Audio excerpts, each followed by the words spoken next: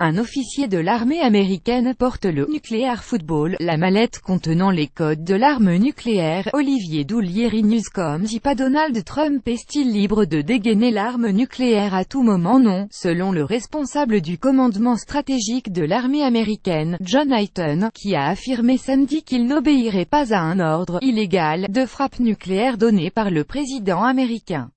Je suis chargé de conseiller le président et il me dit quoi faire, a expliqué le général Hayton, interrogé sur attitude si Donald Trump lui donnait un ordre qu'il pourrait considérer comme illégal, plus grand que à lire aussi pas d'accord au Sénat américain pour retirer le bouton nucléaire à Trump, et si c'est illégal, je lui dirais monsieur le président, c'est illégal. Et il me répondrait qu'est-ce qui serait légal. On parlerait alors des options, en fonction de nos capacités de réponse à la situation donnée.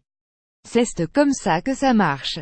Ce n'est pas si compliqué, a-t-il affirmé. C'est une mission militaire et une fonction militaire, a-t-il ajouté, soulignant que selon le code de l'armée, si vous exécutez un ordre illégal, vous risquez la prison à vie. Débat sur les limites du pouvoir du président américain. Il était interrogé lors d'une conférence sur la sécurité à Halifax, au Canada, sur les déclarations de prédécesseurs, le général à la retraite Robert Keller, selon qui l'armée était obligée de refuser de suivre un ordre illégal. Robert Keller s'exprimait à l'occasion d'un débat organisé mardi au Congrès sur les limites du pouvoir du président des États-Unis à lancer une attaque nucléaire, alors que des parlementaires restent inquiets à l'idée qu'une étincelle ne déclenche un conflit imprévisible avec le régime nord-coréen de Kim Jong-un.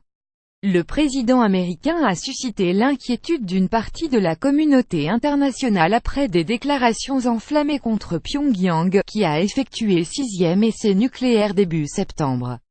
Il a notamment menacé à la tribune de l'ONU de « détruire totalement » la Corée du Nord en cas d'attaque lancée contre les États-Unis ou ses alliés.